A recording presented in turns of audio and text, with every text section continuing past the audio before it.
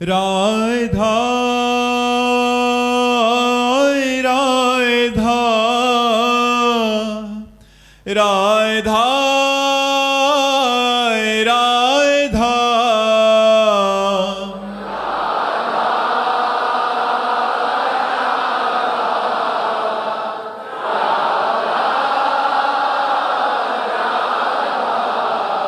हाय राधा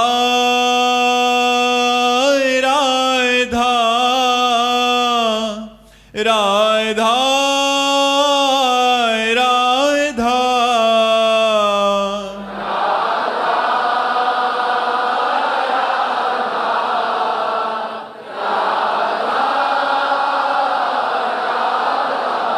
श्री राधा वल्लभ लाल की, समस्त संत हरि भक्तन की, श्री वृंदावन धाम की, सतगुरुदेव भगवान की। राधे राधे। महाराज जी मन बार बार गलत करने के लिए प्रेरित करता है। शादी होने के बाद भी ये पराए जगह जाता है। महाराज जी ये सब करने के बाद भी मन बहुत दुखी होता है, छोड़ने का मन करता है पर छूट नहीं पा रहा। नहीं यार, छोड़ दो, ठीक रहेगा। छोड़ने ठीक रहेगा, नहीं तो ये दुर्गति करवा देगा, समाज में बेइज्जती करवा देगा और परलोक में दुर्गति करवा देगा। और ज़्यादा इधर उधर करोगे तो फिर बहुत प्रचंड माया का खेल है वो, तो बहुत हानिकारक है, बहुत हानिकारक है। बचो, अपनी पत्नी से प्यार करो, धर्म पूर्वक चलो, थोड़ा मन को समझाओ, भयभीत करो, मन को डराओ। अगर मन को डराओगे नहीं तो फिर मन निडर होकर के न जाने क्या क्या करने लगेगा। मन को डराना चाहिए। शास्त्र का डर, नरक का डर, भगवान का डर, कानून का डर, समाज का डर, ये सब दिखाना चाहिए मन को। ऐसा करोगे तो ऐसा फंस सकते हो, ऐसा करोगे तो ऐसा फंस सकते हो, तो फिर निकल जाओगे। और अगर नहीं डराओगे तो फिर ये मनमानी आचरण फिर कहाँ ले जाएंगे, वो तो बहुत गलत ले जाएंगे। जी। संजीव त्रिपाठी जी। राधे राधे। महाराज जी आपके चरणों में कोटि कोटि प्रणाम। महाराज जी सकाम भक्ति से निष्काम भक्ति तक पहुंचने का मार्ग क्या है महाराज जी, वही जीवन में रहते हुए? वही सकाम भक्ति। कोई भी चलता है तो कामना से ही चलता है। जब हम श्री भगवान के चरणों का आश्रय लेकर भगवान का नाम जप, भगवान की लीला कथा श्रवण, भगवान के भक्तों का संग करते हैं, तो हमारे अंदर लौकिक बुद्धि होने के कारण पहले सांसारिक कामनाएं जागृत होती हैं। हमारे पुत्र हो जाए, हमारी संपत्ति हो जाए, हमारी संकट निवृत्ति हो जाए, हमारी नौकरी लग जाए, लौकिक।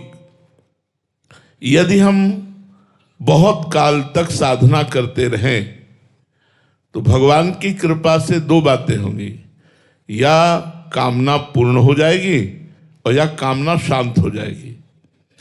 जहां कामना शांत हुई या पूर्ण हुई तहां निष्कामता बढ़ने लगेगी, और जहां निष्कामता पूर्वक भजन हुआ वही विशुद्ध अहेतुकी भजन के रूप में परिणित हो जाएगा, वही प्रेम प्रकट कर देगा। तो जैसे हम सकाम भक्ति करते हैं ऐसे ही करते रहे, यही निष्काम भक्ति में परिणित हो जाएगी। क्योंकि भगवान सर्वानंदमय है। वो जब देखेंगे कि इसने आनंद के लिए ही मेरा आश्रय लिया है, पर ये मानता है कि विषयों में ही आनंद है, संसार में ही आनंद, तो ज्ञान प्रदान कर देंगे। फिर वो संसार से अनासक्त होकर भगवान में आसक्त चित्त होकर निरंतर भजन परायण रहेगा। जी। प्रियांशु जी इटावा से। श्री हरिवंश महाराज जी जब मन भोगों में लिप्त हो और भगवान से विमुख, भगवान को और उनके नाम को छोड़ने को कहे ये मार्ग तुम्हारे जैसे भोगियों का नहीं है, ऐसा प्रेरित करे, उस समय क्या किया? गलत है, मन गलत है। चाहे जितना हम नीच हो लेकिन भगवान के हैं और भगवान का नाम जप करेंगे। अगर हम नीच आचरण नहीं छोड़ सकते तो भगवान का भजन भी नहीं छोड़ सकते। अगर हम अच्छे आचरणों को पूरे नहीं कर पा रहे हैं तो हम भगवान का भजन नहीं छोड़ पाएंगे।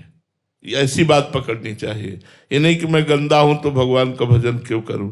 नहीं, मैं गंदा हूं, गंदे आचरण करता हूं, पर भगवान को नहीं छोड़ सकता, तो एक दिन वो निर्विकार होकर भगवान का सच्चा भक्त बन जाएगा। भगवान की बहुत प्रचंड माया है, बहुत प्रबल माया है। इसलिए ये सोचना कि मैं सद्गुणी हो जाऊंगा तब भजन करूंगा, तो सद्गुणी बनाएगा कौन? भजन ही तो आपको सद्गुणी बनाएगा। भगवान का नाम जप ही तो आप में देवी संपदा लाएगा। अगर ये सोचकर कि जब मैं सद्गुणी बन जाऊंगा, अच्छा बन जाऊंगा, तब भजन करूंगा, ये तो बिल्कुल मतलब गलत बात है। हम भजन करेंगे तो सद्गुणी बन जाएंगे, अच्छे बन जाएंगे, भगवान के लाडले बन जाएंगे। इसलिए हमको बुरे आचरण होते हुए भी, बुरा भाव होते हुए भी हमें नाम जप नहीं छोड़ना, क्योंकि यही नाम जप ही हमारे बुरे आचरण और बुरे भावों से हमको बचाएगा। ये बात समझ लीजिए। अशोक जी उज्जैन से। राधे राधे महाराज जी। महाराज जी, अब ऐसी स्थिति है कि संसार का आकर्षण है एक तरफ और दूसरी तरफ परमात्मा या साधना का आकर्षण भी होता है। दोनों परिस्थितियों में साधक संघर्षरत रहता है, कभी इधर कभी उधर। तो महाराज जी, ऐसे में कब एक जगह? ये तो बड़ा समय लगेगा बच्चा। ये मन पागल कुत्ता जैसा है यार, चाहे जितना इसको समझाओ, चाहे जितने डंडे मारो, ये जो सोच लेता है वो उसी की तरफ भागता है। जैसे पागल कुत्ता होता है ना, जिस व्यक्ति पर दृष्टि कर लेगा फिर वो उसे काटेगा ही, ऐसे ही मन पागल कुत्ते की तरह है। हरि जो मेरो मन हठ न तजय, बड़ा हठीला है, जो ठान लेता है वो करके ही छोड़ता है। इस मन को प्रभु के चरणों में धीरे धीरे लगाने का अभ्यास करें, शनैः शनैः, धीरे धीरे भगवान में। और भगवान की कथा सुनने से बहुत जल्दी लाभ प्राप्त होता है मन को। यदि हम एकाग्रता पूर्वक रोज भक्तों के चरित्र पढ़ें, भक्तों के चरित्र सुने, भगवान की पावन लीलाओं का गायन करें, भगवान की पावन लीलाओं को सुने, तो हमारा मंगल हो जाएगा। हमारा मन धीरे धीरे निर्मल हो जाएगा तो भगवान में लगेगा। मलिन मन संसार का चिंतन करता है, भोगों में सुख है ऐसा चिंतन करता है। निर्मल मन भगवान में सुख है ऐसा चिंतन करता है। तो मन को पहले हमें पवित्र करना है। तो संत समागम, तीर्थ अवगाहन, शास्त्र स्वाध्याय, नाम कीर्तन, नाम जप, इनके द्वारा हम अपने मन को पवित्र करें, और पवित्र मन ही परमात्मा स्वरूप में स्थित होता है। और परमात्मा स्वरूप में स्थित हो गया तो सब कामनाएं शांत हो गई। राधिका रसिक जी, सहचरी जी। राधे राधे महाराज जी। महाराज जी, गुरु के 5 भौतिक शरीर में, उनके श्री चरणों में, उनके वाक्यों में भाव व निष्ठा स्वाभाविक ही हो जाती है, किंतु गुरु तत्व में कैसे भाव बढ़ाएं? और यही प्रकट में करते रहिए तो तत्व का ज्ञान जागृत हो जाएगा। प्रकट गुरु के ध्यान से, प्रकट गुरु की सेवा से, प्रकट गुरु भाव से तत्व ज्ञान जागृत हो जाता है। और फिर जब तत्व ज्ञान जागृत हो जाता है तो अखंड मंडलाकारम व्याप्तमेन चराचरम तत्पदम दर्शितमेन तस्मै श्री गुरुवे नमः, समस्त चराचर जगत में गुरुदेव भगवान व्याप्त है, ऐसा अनुभव हो जाता है जी। मनीष माथुर जी। महाराज जी राधे राधे। महाराज जी, भविष्य की चिंता कैसे दूर करें? जो हो गया है उसे कैसे भूलें? नाम जप के द्वारा, भगवान के नाम जप में मन को लगाइए, वो धीरे धीरे सब विस्मृति के गर्त में डाल देगा संसार को। अगर संसार का स्मरण करेंगे तो भगवत विस्मरण हो जाएगा, और भगवत स्मरण करेंगे तो संसार की जितनी भूली हुई बातें, गलती बातें, ये सब शांत हो जाएंगी। नाम जप में बड़ी सामर्थ्य है, आप निरंतर नाम जप करते रहिए। नाम जप के प्रभाव से ही संसार से अध्यात्म की यात्रा में हम आगे बढ़ पाते हैं। अगर नाम जप नहीं है तो ज्ञान हो सकता है शास्त्रीय, लेकिन आध्यात्मिक उन्नति नहीं हो सकती। इसलिए खूब नाम जप करो तो जो भूत भविष्य की चिंता है वो मिट जाएगी, वर्तमान भगवदानंद में हो जाएगा। वर्तमान के सेकंड को यदि हम राधा नाम में लगावें, हर सेकंड राधा राधा राधा, तो हमारा भविष्य भी अच्छा होगा, हमारा भूत भी मंगल में होगा। लक्ष्मी प्रिया देवी दासी जी, हैदराबाद से। राधा वल्लभ श्री हरिवंश गुरुदेव।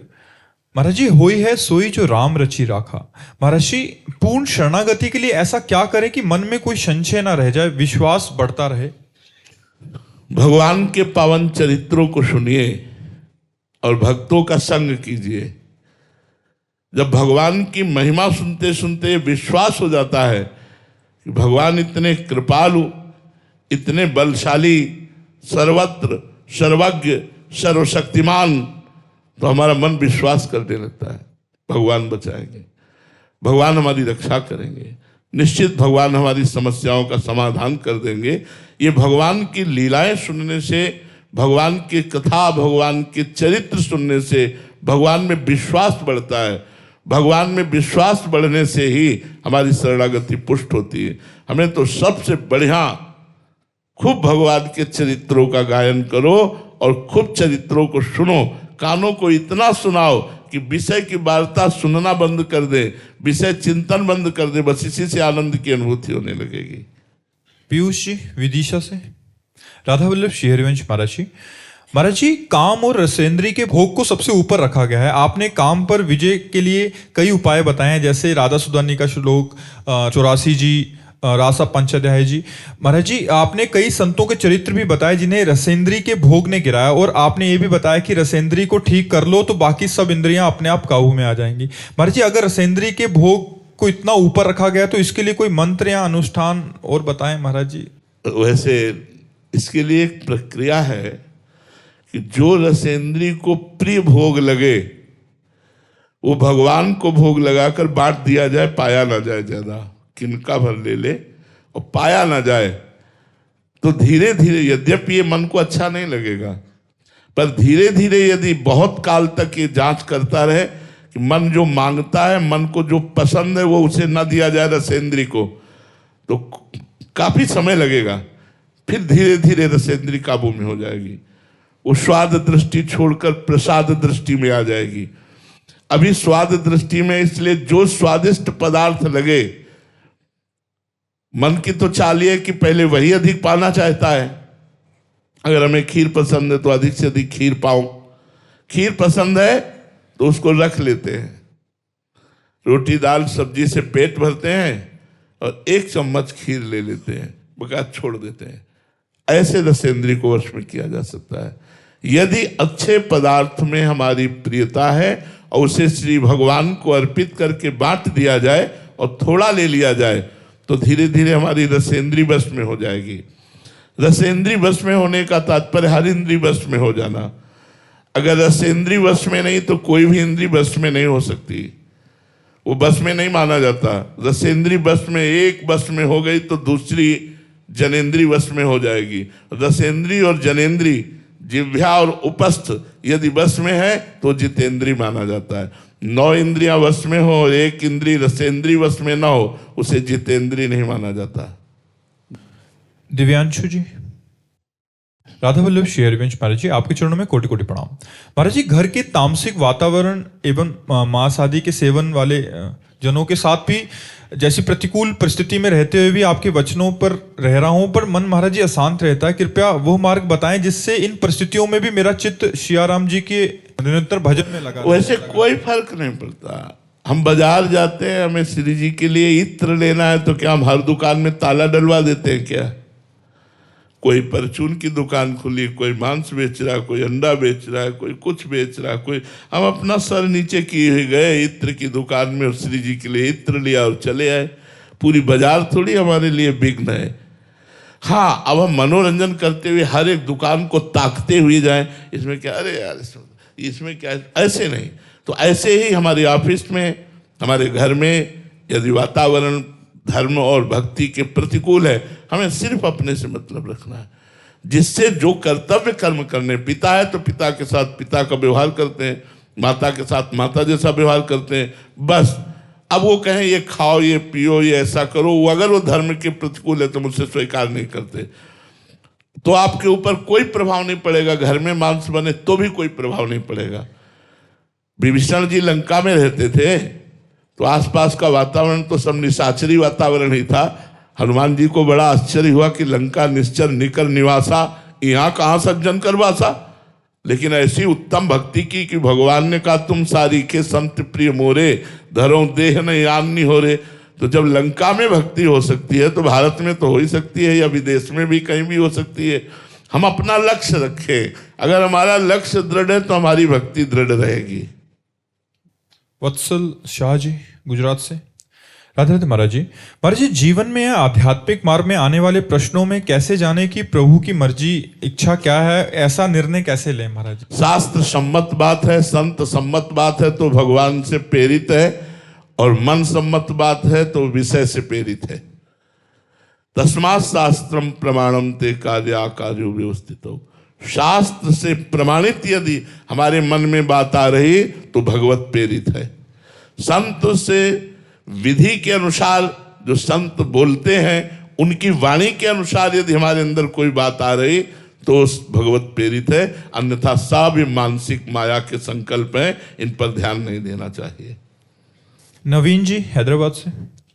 राधे राधे महाराज जी। महाराज जी, भगवत प्राप्ति में सबसे महत्वपूर्ण क्या है? नियम है, भक्ति है, पूजन है या कर्तव्य है? स्मरण है, जो तुमने एक भी नहीं बात इसमें लिखी। इन सब बातों में खास बात नहीं है, स्मरण है। तद स्मरणेन परम व्याकुलते थी। एक क्षण के लिए भी भगवान का विस्मरण होने पर परम व्याकुलता हो जाना, ये भक्ति का चरम स्वरूप है। तो ये तो सब सहयोगी बातें लिखी, मुख्य बात तो आपने लिखी नहीं। मुख्य बात है भगवत स्मरण, हर समय नाम जप करना, भगवान की स्मृति में रहना।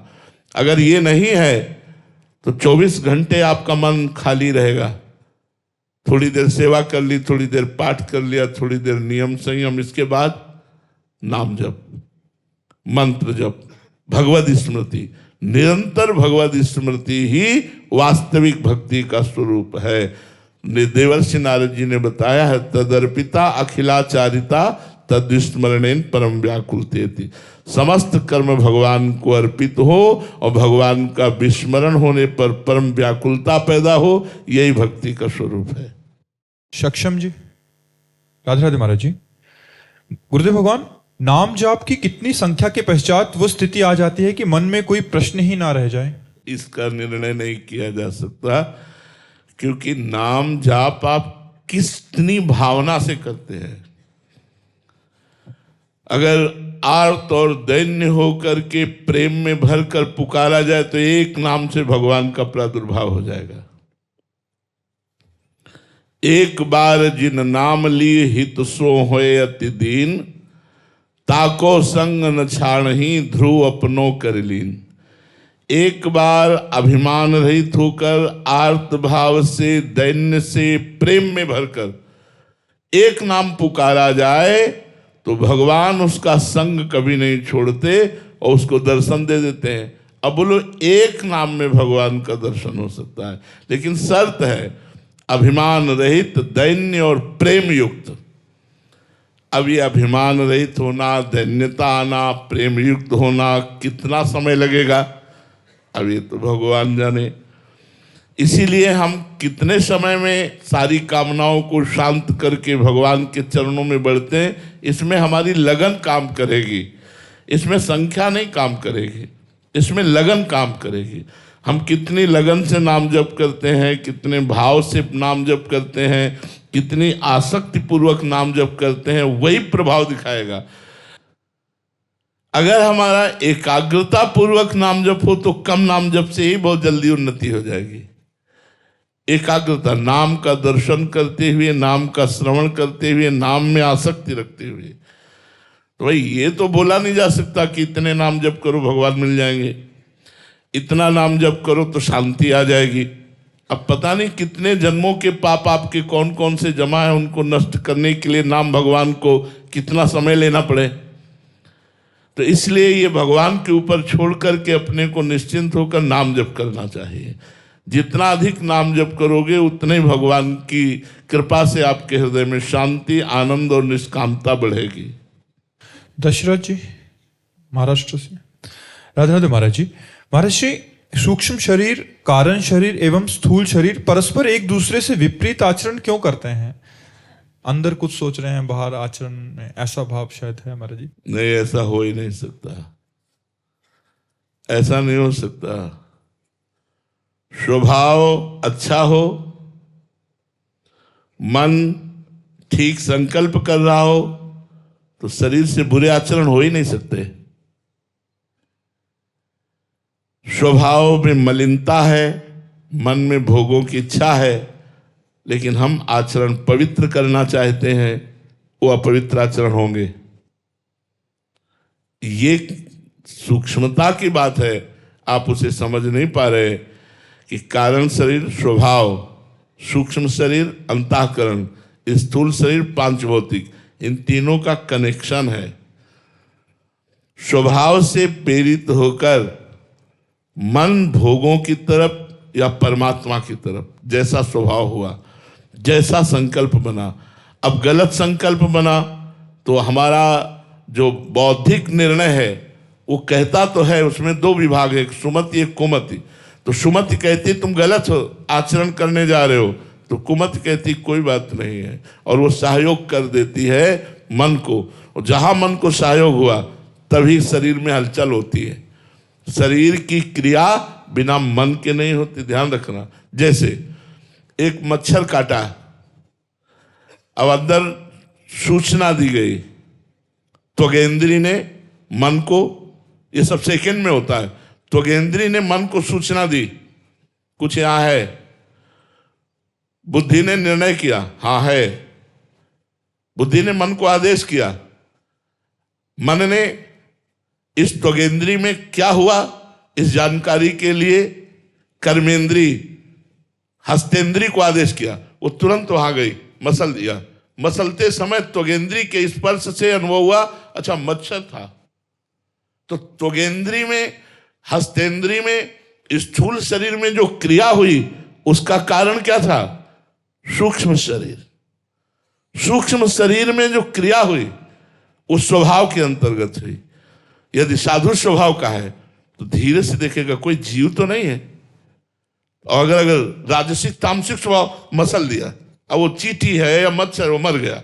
साधु स्वभाव का है, धीरे से देखेगा कोई जीव तो नहीं, हाँ जीव है तो उसे पकड़ के हटा कर। स्वभाव से प्रेरित सूक्ष्म शरीर, सूक्ष्म शरीर से प्रेरित स्थूल शरीर, क्रियाएं वही होती हैं जो हमारे मन में संकल्प बनता है। मन वैसा ही संकल्प बनता है जैसा स्वभाव होता है।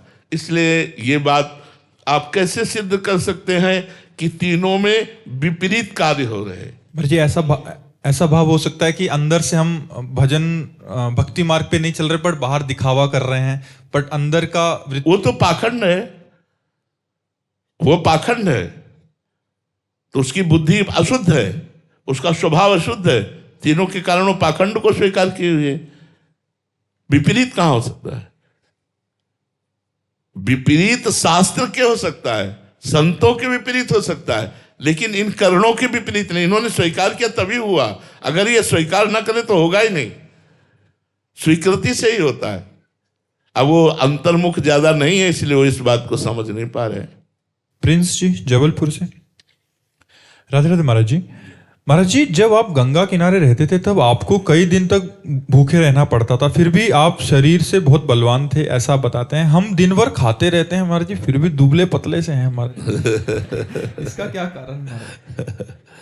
हम प्रसन्न रहते हैं। आज भी हम अभी अपने जनों से किसी से कह रहे थे कि हमें रोग के चिंतन करने का स्वभाव नहीं है।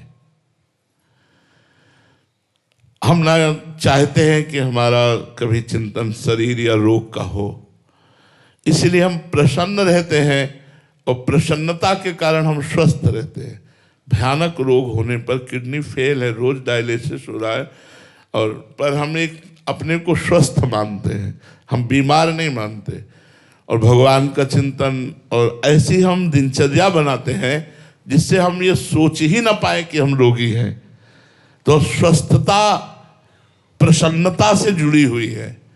नहीं, आप चाहे रबड़ी पाओ, आपको टेंशन में रख दिया जाए तो आप स्वस्थ नहीं रहेंगे। आप नमक रोटी पाओ और आप प्रसन्न रहो तो आप में बहुत बल तेज आदि आ जाएगा। तो गंगा जल में संपूर्ण सामर्थ्य है।